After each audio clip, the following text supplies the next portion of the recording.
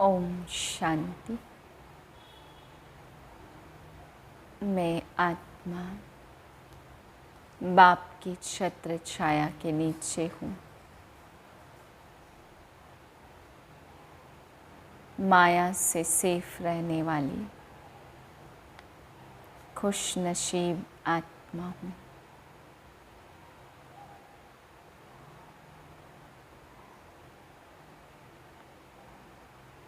बाप की सच्ची स्नेही हूँ।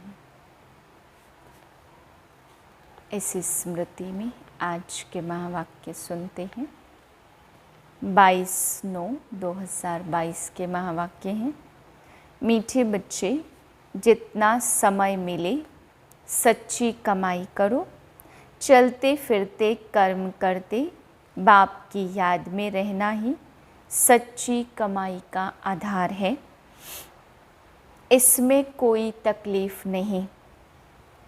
प्रश्न है, जिन बच्चों में ज्ञान की पराकाष्ठा होगी उनकी निशानी सुनाओ।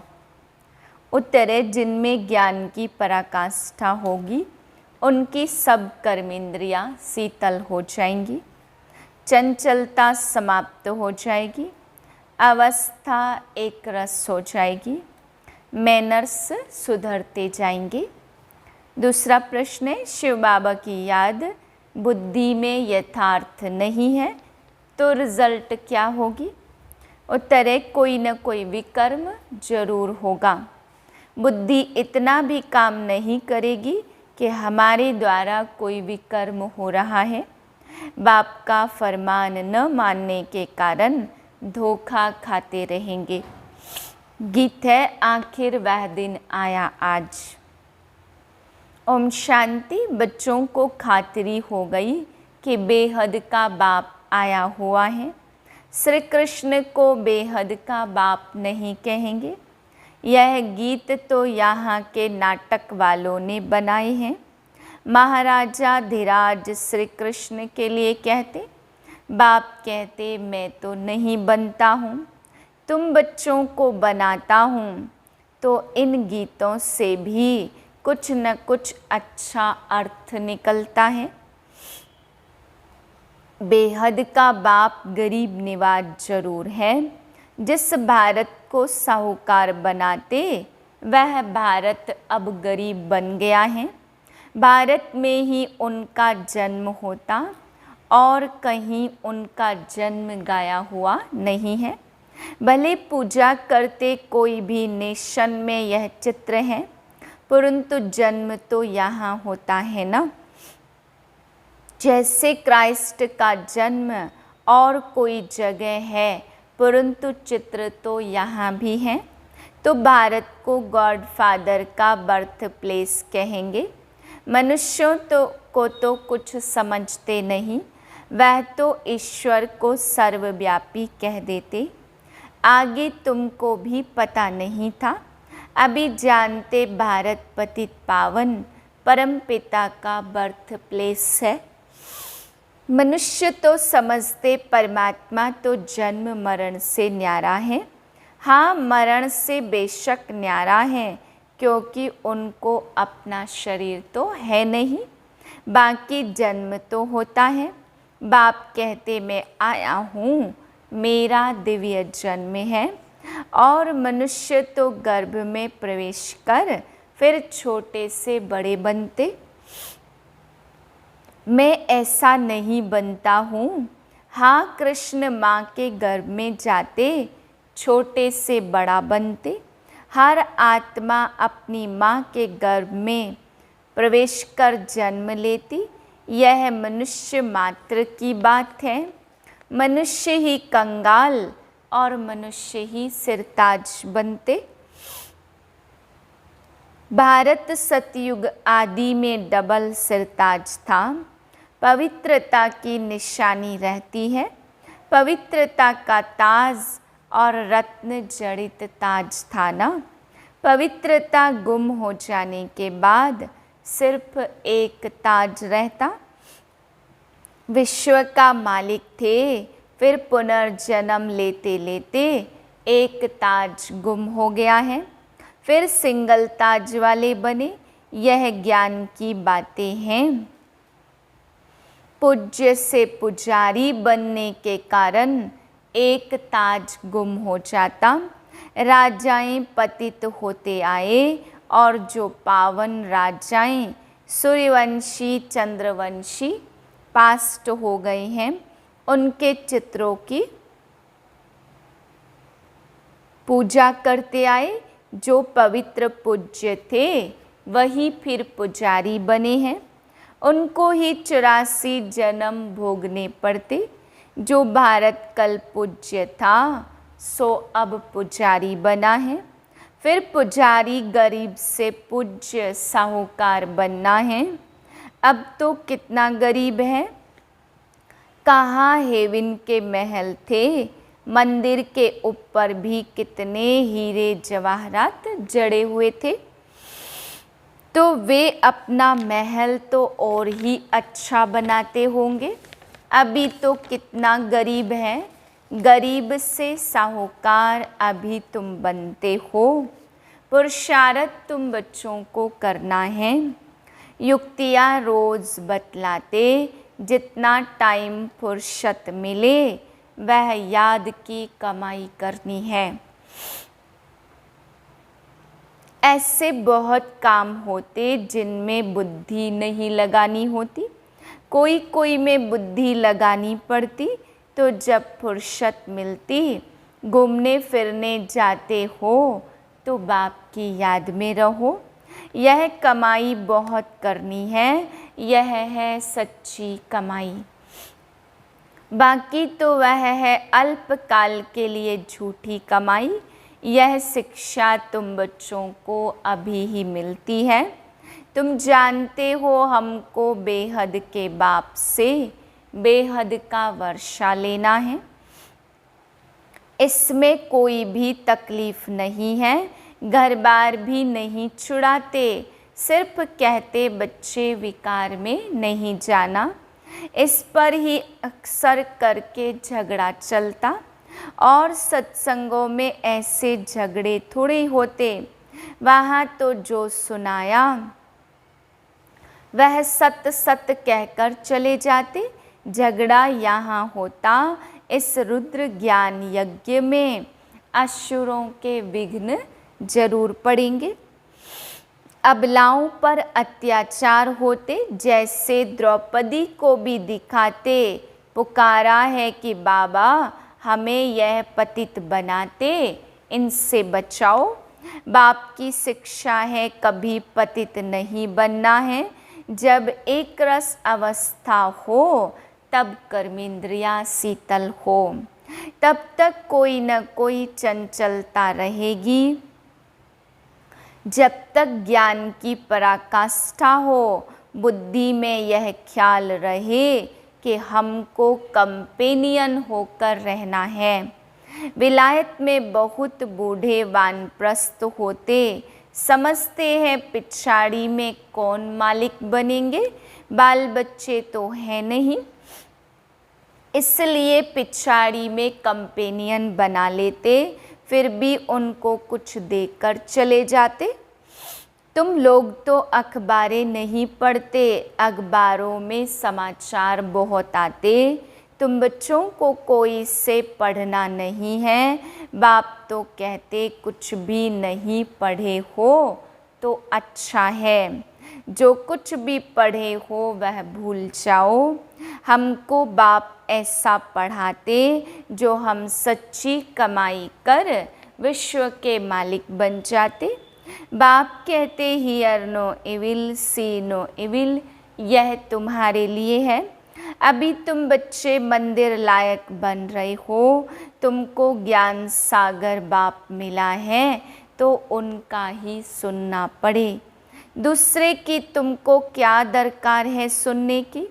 मनुष्य टीचर के पास, गुरु के पास, तो गुरु कभी ऐसे कहते हैं क्या कि काम विकार में नहीं जाओ।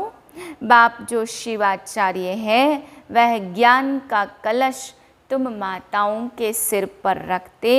बाकी इस पतित दुनिया में लक्ष्मी कहाँ से आई। तुम बरोबर स्वर्ग के द्वार खोलते हो तो जरूर तुम मालिक बनेंगे। आत्माओं को स्वर्गवासी बनाने बाप आते, स्वर्ग की चाहना तो सब रखते हैं। कोई मरता तो कहते फलाना स्वर्ग पधारा। बाप कहते जब स्वर्ग गया तो नरक में बुलाकर ब्राह्मण क्यों खिलाते। फिर तो यह अज्ञान अंधियारा हुआ। वह जो मर जाते उनको पवित्र भोजन थोड़ी मिलता। लिखते हैं बाबा फलाने का भोग लगाओ तो उनको पवित्र भोजन मिले। गाया हुआ है देवताएं भी ब्रह्मा भोजन को पसंद करते।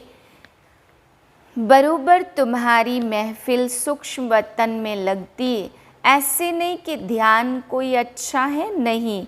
योग को ध्यान नहीं कहा जाता और ध्यान को योग नहीं कहा जाता। बाप कहते मेरे साथ बुद्धि योग लगाओ तो विकर्म विनाश होंगे। बैकुंठ में जाकर रास विलास करते, वह कोई कमाई नहीं है। मुरली तो सुन नहीं सकते। यह भोग आदि तो एक रस्म रिवाज है ड्रामा अनुसार। मनुष्यों की रस्म रिवाज और संगम युगी ब्राह्मणों की रस्म रिवाज में रात दिन का फर्क है। यहाँ से जाकर सूक्ष्म वतन में खिलाते। इन बातों को जब तक नए समझे नहीं तब तक संशय उठता। हम कहेंगे ड्रामा अनुसार इनकी तकदीर में नहीं है तो संशय पड़ा और चला गया। फिक्र की बात नहीं है, इनकी तकदीर में नहीं था। पहली बात भूल जाते कि हमको बाप से वर्षा लेना है। कोई बात में संशय बुद्धि बन पड़ते। अरे हमारा काम है वर्षे का, हम पढ़ाई फिर क्यों छोड़े। मुरली तो सुनना है ना। निराकार बाप तुमको डायरेक्शन कैसे सुनाएंगे। उनको मुख जरूर चाहिए, ब्रह्मा मुख से सुनना है। कोई बाहर दूर चले जाते तब भी मुरली तो मिल सकती है। बाप मिलिट्री वालों को भी समझाते कि तुमको वह सर्विस भी करनी, यह तो तुम्हारा धंधा है। शहर की संभाल करना, तुम पगार खाते हो, एग्रीमेंट की है तो संभाल भी करनी है। बुद्धि में लक्ष्य तो बैठा हुआ है। शिव बाबा की याद में रहकर खाओ तो कोई ऐसी चीज़ होगी वह पवित्र हो जाएगी। जितना हो सके परहेज भी रखनी है, परंतु लाचारी हालत में बाबा को याद करके खाओ। इसमें मेहनत है। ज्ञान को युद्ध नहीं कहा जाता, याद में ही युद्ध होती है। याद से माया का थप्पड़ नहीं लगेगा। आत्मा का बाप कौन है उनको जानते हो। उनका नाम रूप देश काल लिखो। उसमें भी वैरायटी लिखते हैं। कोई लिखते आत्मा का बाप हनुमान, कोई क्या लिखते कितना अज्ञान है। तो फिर समझाया जाता आत्मा तो है निराकार, तुम्हारा गुरु तो है साकार। निराकार का बाप साकार कैसे होगा। बहुत अच्छे अच्छे बोलने वाले हैं, समझाने की प्रैक्टिस पर सारा मदार है। साथ में मैनर्स भी अच्छे चाहिए। दूसरे को तीर अच्छा लग जाता, खुद में मैनर्स न होने के कारण उन्नति होती नहीं। योग बिगर ज्ञान की धारणा नहीं हो सकती। धारणा तो हो जाती। समझो किसको हिस्ट्री ज्योग्राफी सुनाते, वह तो झट बुद्धि में बैठ जाएगा। बाबा की याद का कुछ भी बुद्धि में नहीं होगा। मांस मदिरा भी खाते होंगे, यह तो एक कहानी है। वह याद पड़ना तो सहज है। पवित्रता की बात नहीं, याद की बात नहीं। ऐसे भी बहुत हैं शिव बाबा को याद नहीं करते तो विकर्म विनाश होते नहीं, और ही जास्ती विकर्म करते। बाप का फरमान नहीं मानेंगे तो बड़ा धोखा खाएंगे। बाकी हिस्ट्री ज्योग्राफी सुनना तो बड़ा सहज है। तुम स्कूलों में भी जाकर समझाओ उन्हों का राज्य किसने छीना, किसने चढ़ाई की सूर्यवंशियों पर। तुम बच्चे जानते यह चक्र कैसे फिरता, यह किसको भी समझाओ तो 7 रोज में बुद्धि में आ जाएगा, परंतु मैनर्स नहीं। ऐसे नहीं कि विकार में जाने से हिस्ट्री ज्योग्राफी को भूल जाएंगे। सारी बात योग की मुख्य है। योग में ही माया धोखा देती है। कई प्रतिज्ञा करके भी ठहर नहीं सकते, माया बड़ी प्रबल है ना। बाप को पूरा याद नहीं करते तो विकर्म विनाश भी नहीं होते, और ही डबल विकर्म करते उनको पता भी नहीं पड़ता और कहने से भी समझ नहीं सकते। तुम बच्चे जानते बाप गरीब निवाज रहम दिल है। हम बच्चों को खास और सबको आम समझाते रहते। चंद्रवंशी उसके बाद इस्लामी बौद्धि आए, अब फिर से स्थापना हो रही है। अच्छा, मीठे मीठे सिकिलदे बच्चों प्रति माता पिता बाप दादा का याद प्यार गुड मॉर्निंग। रूहानी बाप की रूहानी बच्चों को नमस्ते। हम रूहानी बच्चों के रूहानी बाप को नमस्ते। धारणा के लिए मुख्य सार, पहली पॉइंट, किसी भी बात में संशय उठाकर पढ़ाई नहीं छोड़नी है। बाप और वर्षे को याद करना है। दूसरी पॉइंट, एक बाप से ही सुनना है। जो पढ़ा है वह सब भूल जाना है। Hear no evil, see no evil, talk no evil. वरदान है, बाप की छत्र छाया के नीचे रह माया की छाया से बचने वाले सदा खुश और बेफिक्र भाव। माया की छाया से बचने का साधन है बाप की छत्र छाया। छत्र छाया में रहना अर्थात खुश रहना। सब फिक्र बाप को दे दिया। जिनकी खुशी गुम होती, कमज़ोर हो जाते, उन पर माया की छाया का प्रभाव पड़ ही जाता, क्योंकि कमज़ोरी माया का आह्वान करती है। अगर स्वप्न में भी माया की छाया पड़ गई तो परेशान होते रहेंगे। युद्ध करनी पड़ेगी, इसलिए सदा बाप की छत्र छाया में रहो। याद ही छत्र छाया है। स्लोगन है, जिनका मुरली से प्यार है वही मास्टर मुरलीधर है। ओम शांति।